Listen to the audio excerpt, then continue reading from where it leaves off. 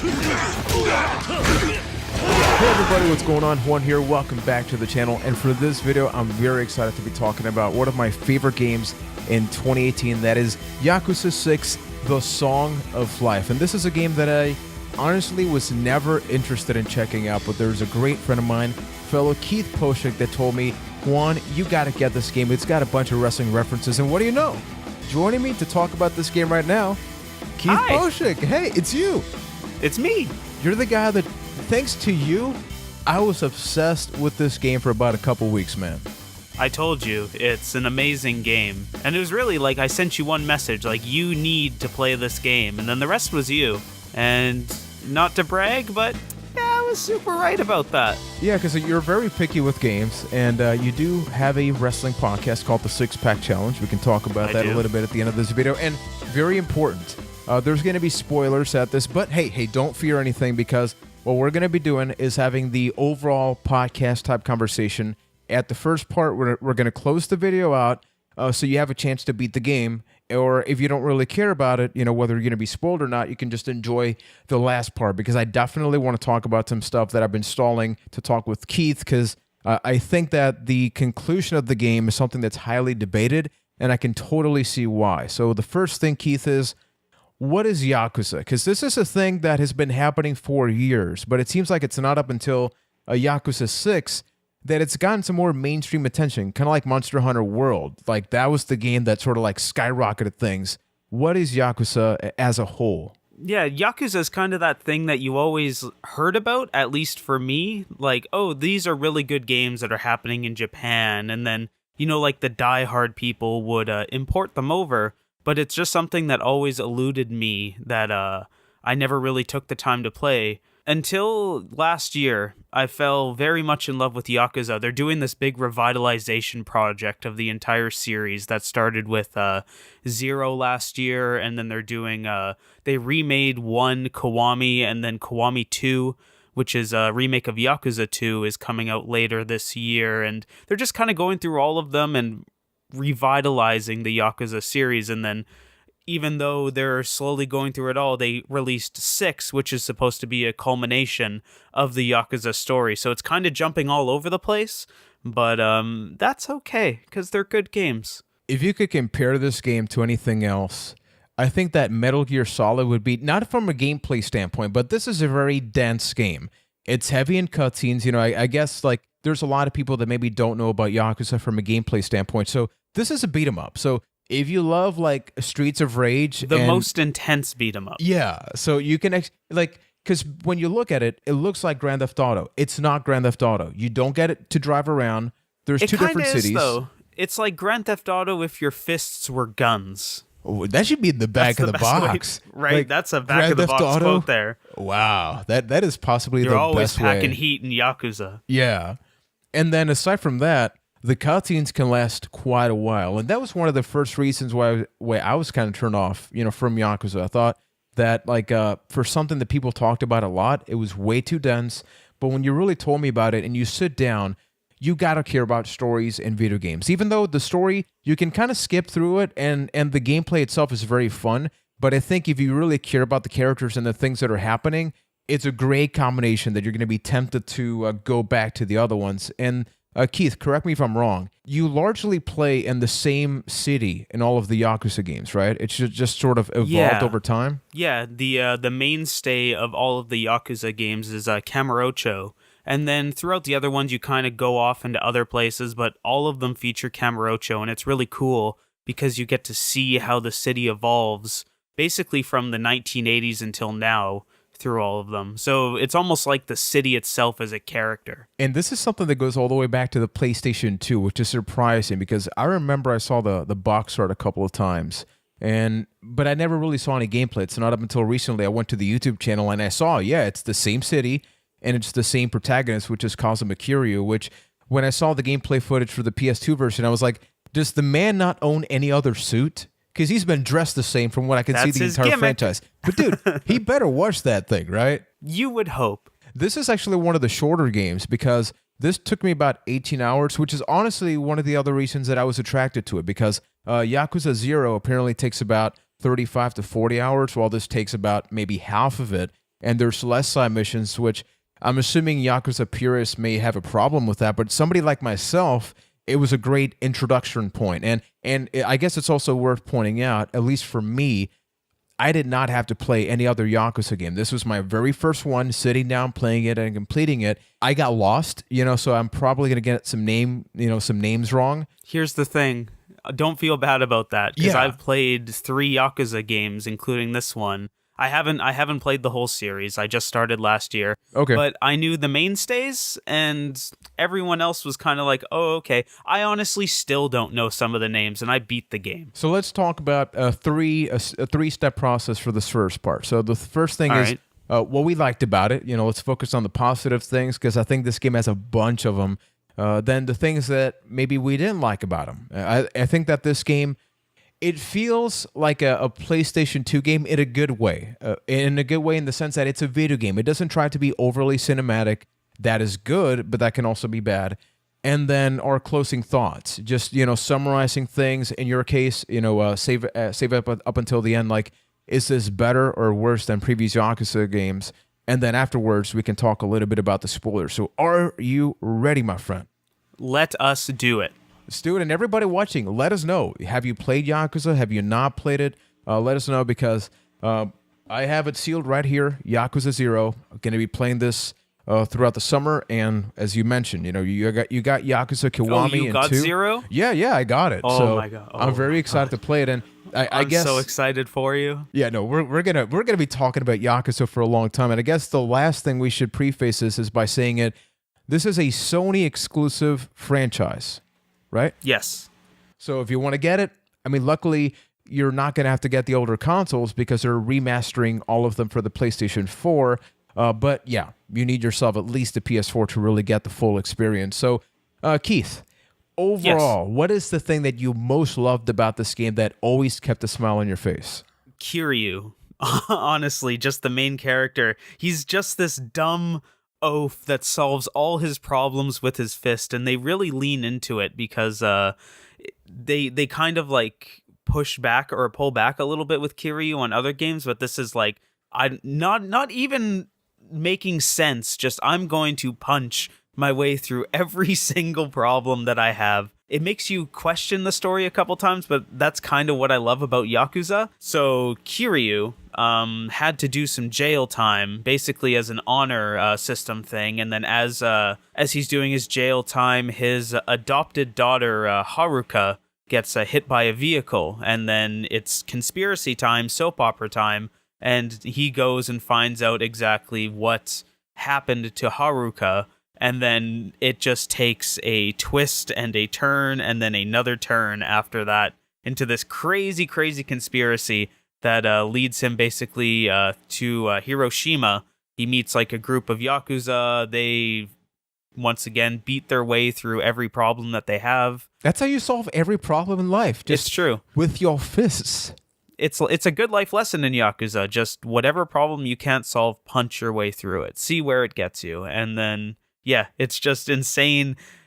Yakuza is basically the best form of a video game soap opera, in that like the plot is so twisted and intricate, and just when you think it's going to turn right, it turns left, and then everything always ends up, no matter how many turns they do, at this giant, dumb, muscly meathead fight scene where they rip their shirts off and then just beat each other half to death to solve all their problems. You know what? Now I have the answer to that question. The thing I love most about Yakuza is the scenes where they rip their shirts off. They're because so that's good. how you know. It's almost like Piccolo and Dragon It's Ball like, oh, Z. things are on now. Yeah. It's like, oh, they just took the weighted training clothes off. It's on. Usually in video games, the main character, it doesn't matter how strong they are, how powerful they are, at some point they become vulnerable, right? At some point they get beaten down. I can't remember a single scenario in this game where he ever felt threatened or concerned. It was always like, there's 20 guys in front of me. Some of them have guns. Some of them have swords. Who needs that stuff? I'm just going to get the job done. Watch me punch this man through this door. And then every time, it's everybody being amazed that, holy crap, this guy is the beast is real. And people do know about his past as a Yakuza. He's trying to sort of live a normal life, which... I don't think he's exactly very successful at, because it doesn't matter wherever he No, goes, he's it's always in a battle. extremely poor attempt, what he Yeah. was trying. I think it lasted 10 minutes in the story of him trying to be normal. Maybe. But that's what I love about it, because it is a video game. It doesn't make sense. Like, if you think about it, the story is super serious, but whenever you get into a fight, you're walking down the street. You know, we're going to talk about the mini games, which I know you love the mini games.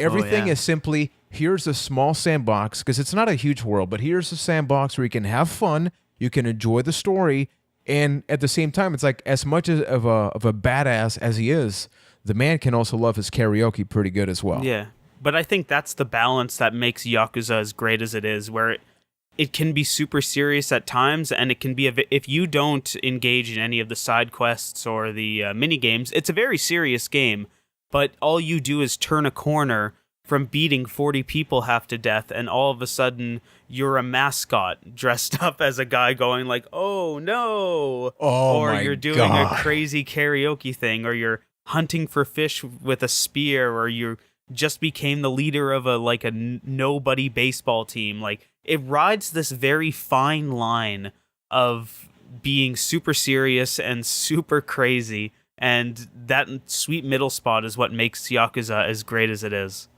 So you mentioned the mini games, and once again, think about the fact that this is a story where the person is in a coma. Later, it becomes about figuring out, and this is not like a big spoiler because this is fairly early into the game, you know, who's the father, right? And where was the father at the time that this happened? Aside from that, we're treated to some nice side distractions. Keith, what are some of these side distractions that people could listen to and be like, what? Well, as previously mentioned, you can become the leader of a baseball team. You can start a gang and then fight your way basically through New Japan Pro Wrestling. You can be an internet pervert and go into some chat rooms. And that gets very visual. Because they actually have real actresses or whatever you want to call them, you know, and I was like, okay, they're not going to get, you know what the weird part about that is? That is a staple of the Yakuza franchise. They always have some of that in there. And it's always like real life adult actresses. And the cool thing is that aside from those crazy minigames, you actually have legitimate, minigames. Think about the fact that Sega is the people in charge. So the first thing I did when I got Yakuza was not play Yakuza. I went to the main menu and I saw that it said minigames. You know, my wife Nicole was by my side, and I see you could play Virtual Fighter 5. So I was like, okay. Yep, exact same thing I did. Like, that's not the actual full Virtua Fighter game in here. Sure is. Yeah, you can just play it. You also play like Super Hang-On. You can go to a physical arcade into the game. They have multiple Club Sega arcades, and you can play a Super Hang-On, Outrun. You can play Outrun, and they actually have different difficulties. It's like around 8 minigames total, in addition to everything else that Keith mentioned. In the video game, what I love is that they also have a food system where whenever you eat, you actually gain experience, and the experience is divided into strength, speed, different things. So you actually want to get hungry, and that's the second thing that I got to talk about. The fact that I loved about this game, they actually transform things that we usually hate in video games. Because the reason that I never played Far Cry 2 a lot was because you always kept getting sick. You needed to get medicine. So when I saw the food element in this game, I was like, oh man, it's going to be intrusive. You actually want to get hungry, because getting hungry means that you can eat, and if you eat, that means you can get stronger. And it's just one of the little elements that always has you going there. They have a gym, you can get a membership. They actually tell you, hey, you know, not only do you have the membership, you need to go into a specific diet. If you get that diet and you're faithful to it, you actually get more experience. So, and you see, here's the crazy thing. Like, I beat the game. I put about 60, 70 hours into it so far. I never ran into that gym system. What? Like, I know it exists, but I've never seen anything about it. See, that's the thing. And I guess the third thing we got to talk about is this is a really small world. Like, when I first went into the city, I was like, okay, this looks pretty big. But when you actually look at the map, it's about 20 different corridors. To figure it out. It's very small, but it's very like jam-packed. Like, every time you turn a corner, there's something to do. And it's not like always a bad combat-related thing, but you take 10 steps in any direction and you're either running into a side quest, you're running into a restaurant, a shop. They do a lot with the space that they have, where even though it's kind of tiny, because it's the same thing that they built on the PS2. So that's probably why it's small. They do so much with that space that it feels huge. So what's something else you loved about the game? To kind of like go back to the minigame system, the clan battle system is a new addition to Yakuza 6, and it is probably my favorite minigame of the Yakuza series that I've played. You build a clan, and then it's kind of like, oh, okay, you have these points, and then you're sending different types of clan members to fight for you. So you've got like the normal grunts, you've got the bruisers, the guys with pistols, and then you, as previously mentioned, you take out this gang called Justice, which are just the top guys in New Japan Pro Wrestling. Like you take out Okada, Naito, Kojima, and then you Tanahashi. You just take out. Oh God, it's so good. You just fight through New Japan, and then they join your team, and then there's like an online aspect to it where you send your clan against other clans, and they have like dailies associated with it. And it's actually a really good story. Like like everything else in Yakuza, it takes a twist and turn that you find out why Okada's the bad guy that he is, and it gets really deep and really dark in a way that you don't expect it. Like you don't need to do that, but if it's there, you don't have to engage with any of these mini games to like you have to touch it a little bit in the main story, kind of like they do in most open world games, but you only have to do it a little bit, and they're so good that you just want to go back. Like another great mini game that I'm a big fan of is there's in Hiroshima there's a bar that basically is just a Japanese version of Cheers.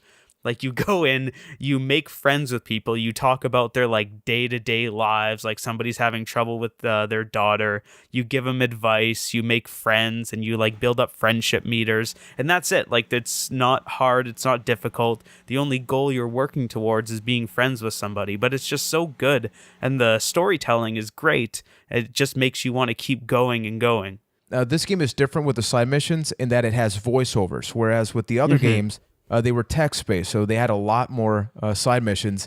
I gotta say, I usually hate side missions in video games. I'm the first person to avoid them. I usually play the main missions, but with this one... Aren't they so good in this game? Yeah, they're so good, and not just good, they're elaborate. Like a lot of them, you think that they're gonna be super side, stupid stuff, and some of them can last like 20 minutes, and it's got like voiceover, cutscenes, it's actually got repercussions. You can get sort of like a part 2, like some of these continue. You actually get to intervene into people's lives. Like, it has nothing to do whatsoever with the main story, but much like you mentioned, this is a living, breathing soap opera. You have the main cast, but then you have the side characters that you really care about, and things like the side missions are awesome. They are kind of like one-off episodes of a sitcom, aren't they? Like, now that you've said that, they're totally it. Yeah, I guess you could say like more so than a soap opera. Here's the episode when Kiryu tripped by 2 people that changed their bodies, or Kiryu downloaded a bad app one episode and solved it. Yeah. So we haven't really had a chance to talk about the battle system with this one. So is that one of the things you really liked about the game? Honestly, it kind of falls in the dislike category for me, because they completely revamped the battle system from Yakuza 0 / Yakuza Kiwami, which is my other reference point. And I liked the fact that in those games you had different fighting styles. Like the way it's different is it's kind of split out. So you have like your brawler, your heavy, your fast, and then kind of your weapon style. And they just kind of mold it all together in Yakuza 6.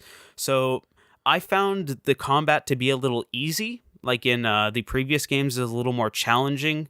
You can kind of find the stuff that works for you in 6 and kind of always go back to it. Like for me, I got the heat move early, that where you just mash square, and then eventually you go into like a rush combo where you're just punching, and then you'll like go into a quick time event or a heat event, and then it just does massive damage to people. And I didn't find a reason to use other things beyond the fact that I wanted to switch up the combat. Like just using that was effective from the beginning, and it was as effective at the end of the game. Like that's how I beat the final boss, where Yakuza, the old combat style, really gives you a good reason to experiment. Like the bosses might be very weak to one style, but the style that you're used to, they're very immune to it. So you have to switch it up in that way. And you're saying Yakuza 0 is like that? Yes. So I could see why you and I feel different about it, because in my case, once again, it's really my first Yakuza. So you've had, a chance to check out other games that they really took that a step further. The two things that I liked about the combat system, number one is the actual combat, where generally speaking, you find these gangs or Yakuza in the street, and you get into fights with them. The cool thing is you can actually use all of your environment. So a lot of times I found myself grabbing a bicycle, and you just hit them with it. You can actually have a full upgrade system and hit them with that. Does that feel amazing? Like, is that not the most satisfying button prompt in video games, period? Amazing. When you just like take a bicycle and smash it over somebody's head, or take a baseball bat and just like tee up on some guy's skull. It's the best. I love the best example, without going into spoilers. I'm in a very serious scenario, story-driven scenario, but you can pretty much grab everything, even stupid stuff that doesn't do damage. So I just kept grabbing things off the floor and throwing them at the boss. It was not doing damage, but it was hilarious to me. And the cool thing is that there's a full upgrade system, so you can actually get different animations. For example, there's all these grocery shops. You can actually get an upgrade that you can put, if you go into a battle, you can walk around almost anywhere in the city, as long as it's not like a key battle, right, that you're tied to a certain area. So if you go to the grocery store, you can actually cue an animation that has them, you put their head inside the microwave, and the store clerk turns the microwave on, effectively killing the guy. Yeah, a lot of those are violent, because they it kind of breaks the story, because in the story Kiryu's very Batman-like, where he doesn't kill anybody, but he will like take salt, throw it in somebody's eye, break the salt shaker, and like stab him in the face with it. Or he'll just like straight up stab a dude in the stomach, but he won't kill him, but he'll leave him basically a vegetable. So then, talking about the things that maybe we don't like about them, I want to be the one to start off with this one, because I felt like this definitely hampered something, and you could tell when they put some more, TLC into some areas, tender loving care, than others, and that is the facial animations. So the game is beautiful graphically. For context, I played it on both a PS4 and the PS4 Pro. The PS4 Pro benefits is that there's no screen tearing, but on the regular PS4, which is when I first played it, there is a lot of screen tearing, like especially if you move the camera around, and it gets very annoying. But the thing that I don't like about it is that key cutscenes, like the main ones, the facial animation is there. They move their eyebrows and stuff. But on the cutscenes that are maybe not the priority, a lot of times they have the exact same facial animation, and it will be fine if it was like a 2-minute cutscene. But some of them go on for like 10 minutes, and it's just 10 minutes of this guy supposed to be sounding emotional, but his face is exactly like this, like, hey, I hope you're doing great. It's like, why are your eyebrows not moving? Like, your jawline, like, you're a human being, my friend. And the fact that that does change sporadically in the game, it definitely got annoying to me, especially because a lot of times you have these super close-ups, so it's like you're not even trying to really hide the fact that is happening. Did that bother you at any point? Yeah, I have to agree with you there. The graphics, at least in the character design, I found them lacking. It was weird because you could tell who was a returning character and who was brand new just from their character models. Like the new guys in Hiroshima, I think they looked great. Where you had like Kiryu, who looked like a video game character. Like it didn't seem like there was as much detail in him as there was in the or in like these new guys, like Hirose, the leader of the Hiroshima family. I think his model is amazing. Yeah. That's one of the best I've ever seen. But if you compare him against even Kiryu or Haruka, you can tell that they took them from previous games and just kind of scaled them up. Like it was a very jarring side by side. If you're not a fan of looking at subtitles, I'm just going to say right now, this game is not for you. Personally, I did not mind that. I prefer it, when it's like the native language, but it can be a little bit overwhelming, especially somebody like myself. Yakuza 6, my first Yakuza game. It's been a very long time since I played such a dense Japanese culture heavy game. And even now, it's a lot of names, it's a lot of references to history, to previous entries, and it can be very overwhelming. And I feel they could have done a little bit better just to sort of introduce us as gamers a little bit more to the Japanese culture, because I do think they assume because it's the sixth entry that maybe you do know a little bit about the culture. It's not game breaking because I still enjoyed the story, but I definitely had to like sort of let go of the controller for a bit and be like, okay, let's make sure I know where all the pieces are. You know, I don't want to get lost in the story. And I feel like this is a game that you definitely want to play in a short period of time. You know, there's all these games that absolutely. if you play it here and then you play it 2 months from now, I think you're going to be super lost. So make sure that if you are going to play this, you can kind of say that about any story-driven game, because the story is so heavy in this game. You absolutely at least want to get through the story in a short time. Like if you are pressed for time, I would recommend to just go get through the story and then go check out the mini games later. What else maybe didn't you like about Yakuza 6? Well, my favorite character was like kind of swept off at the beginning of the game, and that kind of irked me. Majima, like he probably doesn't mean much to you because he was only in, like, you've only played 6, but in the previous games, he was my favorite, and just kind of see him get swept off at the beginning, like, oh, he's going to jail, guess he's not in this game.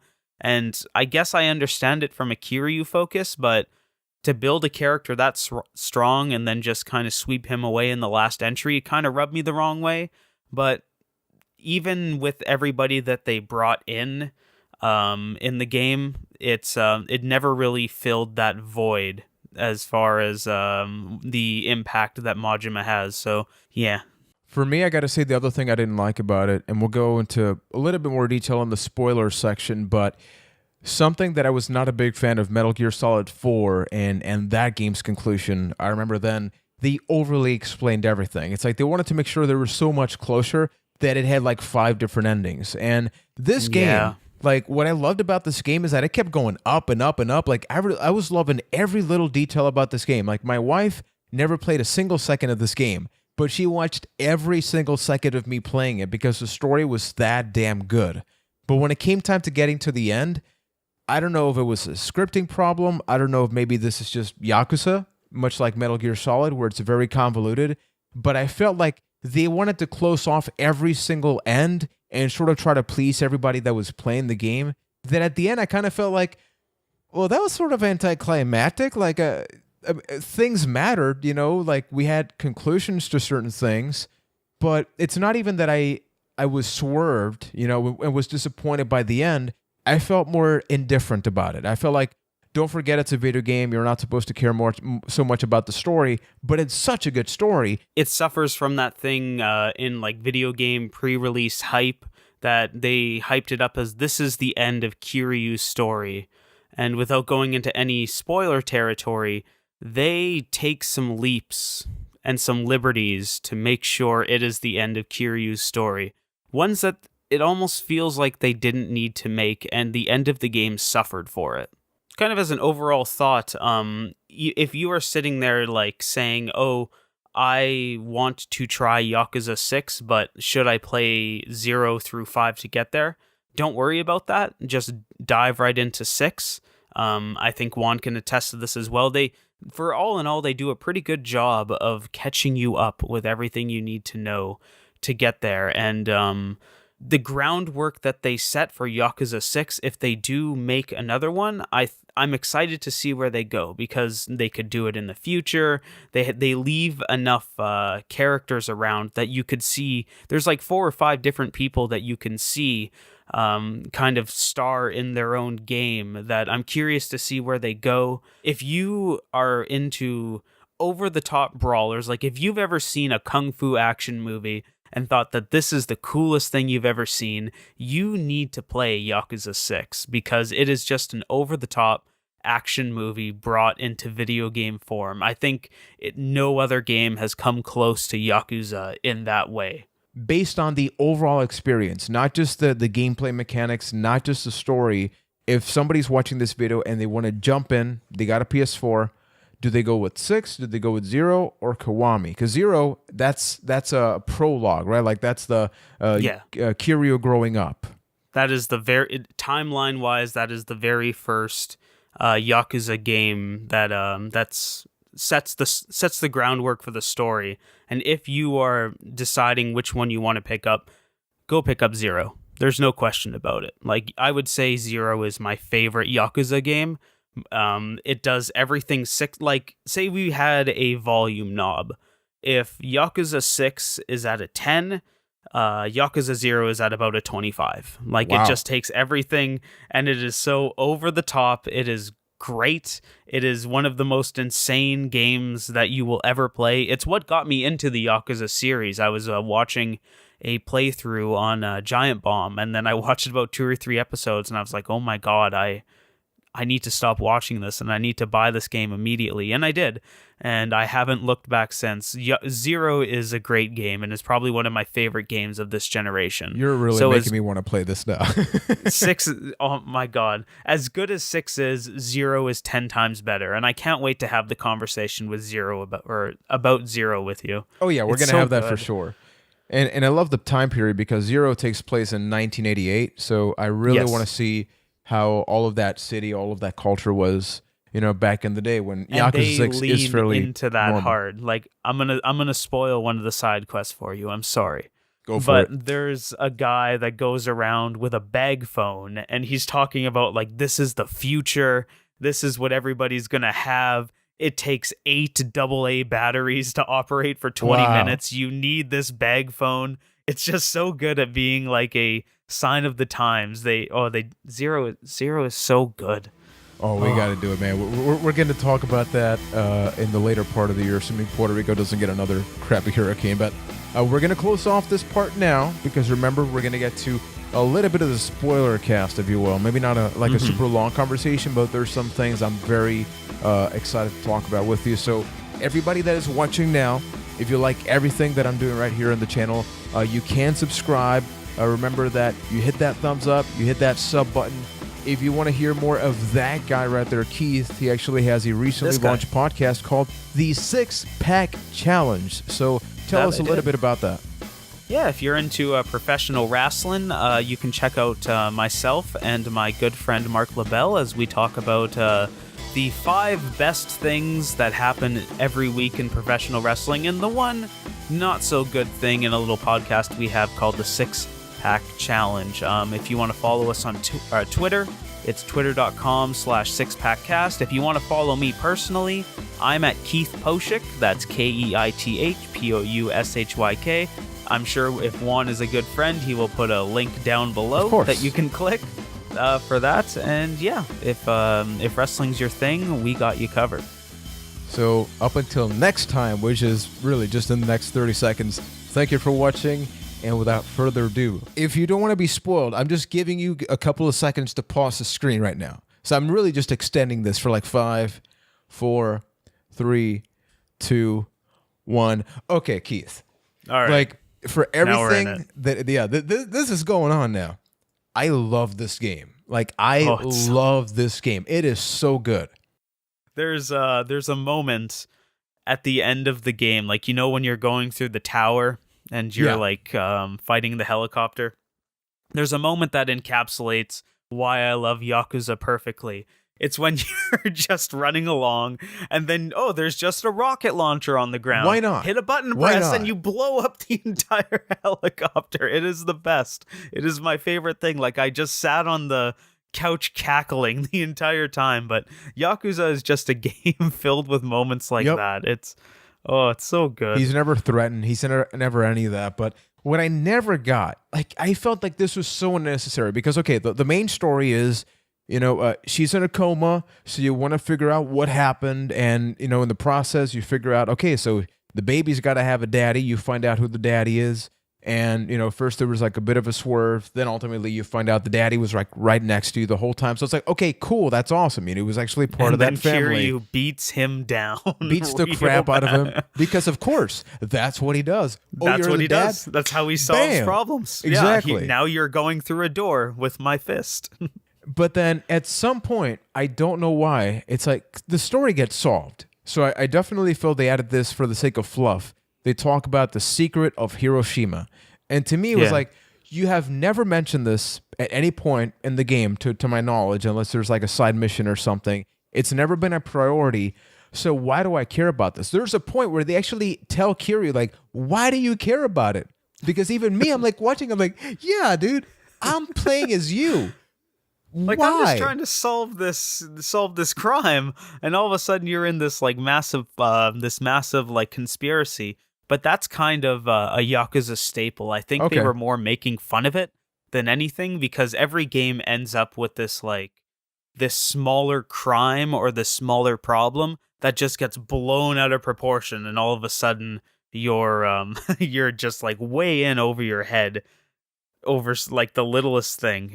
What did you think that was Yakuza's good at because that. when they mentioned the secret of Hiroshima, I honestly had no idea. Like, there's no hint. That went right over my head. I'm like, okay, that's cool. Real talk, I thought it was aliens. I legitimately thought there had to be something, because I'm like, why does everybody care about this so much? They're keeping a secret. Everybody's dying whenever they try to find out whatever the hell it is. So it's got to be aliens, right? Yeah, I figured it would just be money or something like that. Yeah, maybe. Nope. So how did you react when all of a sudden, we figure out that one of the main characters in the game, turns out he's trying to sort of defend this, right? And then the reveal is, it is a huge ship, the Yamato Mark II. Mm-hmm. At no point this game has been about war. Yeah, now it is? What? Yeah, I'll give him this. If you gave me 100 guesses, it would not be that it is a giant submarine. But as far as the character goes, I was more like taken out of it, like, because everything in Yakuza is going to end with a fight with Kiryu ripping his shirt off and fighting a dude. Of course. Because Hirose is a bit of an older guy, I was wondering, like, how is this going to be a good boss fight? Like, how is he going to stand up to Kiryu? He's like a super boss. They actually did a really good job with it, where he's more like a ninja, and like how everything's smoke filled and he just kind of comes at you with a knife and tries to stab you. Like, they executed that well. But as far as the secret itself, honestly, I thought it was kind of dumb and unnecessary, but I guess that's the Yakuza staple of it just being a giant plot. The thing is, like, the game has a lot of dumb reveals with the minigames and stuff, but this just felt like dumb to the point of, this is part of the main story. This is not a side quest. This felt like it maybe should have been a side quest. Like, if you wanted to go down that route, cool. And then, we do get the turn with Toru, who everybody thought was the leader of the family. Turns out that, he's sort of a bad guy, but not really. And psychologically, and psychologically speaking, the fact that he killed the parents of the people that he basically sheltered growing up, but all of a sudden they're like not even upset at that because they love him. But I'm like, you love him because he killed your parents. That is the whole reason why he's kind of your daddy, because he killed them. I can't say anything right now because I don't want to ruin the other Yakuza games. Okay, cool. Okay, but then answer me this. Like, through playing the other Yakuza games, will it sort of click for me and make a little bit more sense? Yes. Without spoiling anything, I think it'll help you understand where Kiryu's bond with them comes from more. Okay. Yeah, let's say that. Let's leave that there. This is like spoilerception. We're talking about spoilers, but we can't spoil the other games. So. I don't want to spoil too much. So then the other thing. Okay, so we got the final boss battle, and we have Haruka. She's got the baby. She's out of a coma, and I sort of figured what was going to happen here. He took a bullet for her, and we kind of thought he died. He laid on the floor, and to me it was like, it makes sense. They're talking about this. That's what you were talking about when you said, like, that's when the credits roll. Like, that should be it, right? Because it makes I agree sense. with you. 100%. And before that, we do have Kiyomi, who at one point was being held up, and I thought that part was done excellently because Sumeya, which is one of the other main characters in the game, at one point, he's like a wrestler. He turns babyface heel. He's a good guy. He's a bad guy. He's a good guy. He's a bad guy. He's next to you. Then he's trying to kill you. But then there's this epic boss battle with him where he doesn't want to fight you. He's fighting you because otherwise they're going to kill her. So at one point, he loses the battle, but kills himself in the process, and they sort of act like they killed her. But the camera went off, the screen went off, which to me was like, okay, movie magic would be they didn't actually kill her, but it would be nice if they actually went that extra mile to sort of actually have the game go where other things don't go. It turns out she's alive. They didn't. And turns out, and this is where I really got annoyed, turns out Kiri's alive as well. So it's like everybody's alive, man. Yeah, the ending of it was just a little too clean for me. Way too much. Where everybody got their happily ever after in the worst possible situation that they could be in. Everybody just kind of lives scot-free after it. Yeah, to the point where they even go to the orphanage, Kiri was an orphan, Haruka as well, and all that stuff.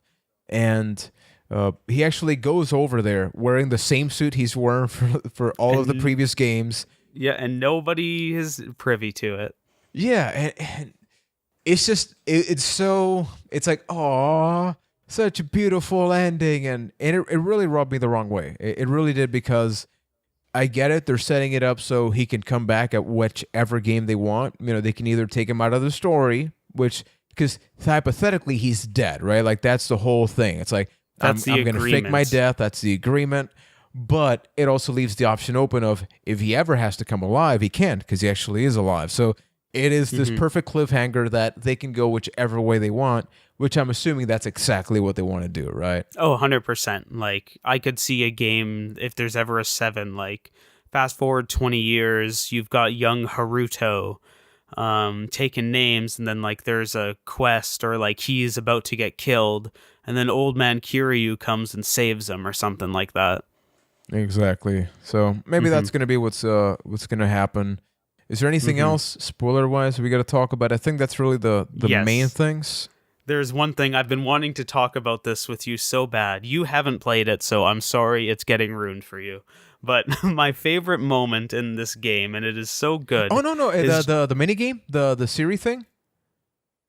No. It's even better. The Siri thing is really good when you get, like, the fake Siri. Yeah, I actually ended up getting that, yeah.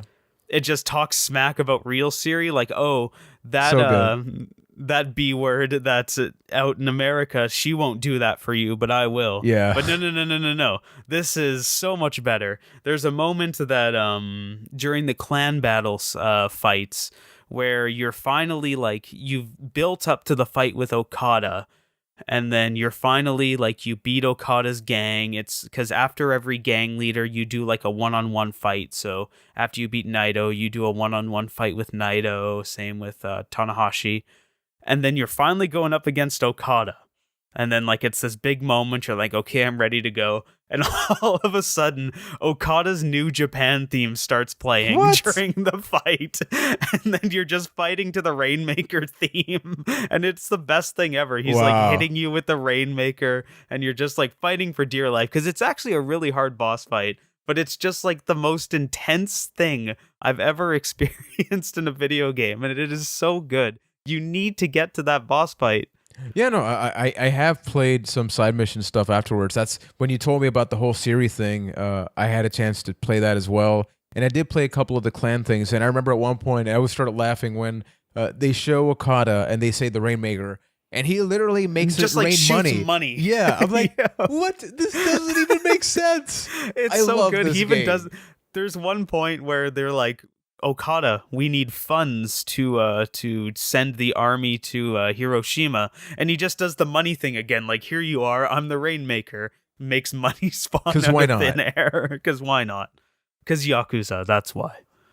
No, but seriously, man, thank you so much for being here, and I know you're definitely going to be back for having me. With the channel, some more stuff. I had Ryan, which, for context, for closure, I mentioned this in the Ryan video.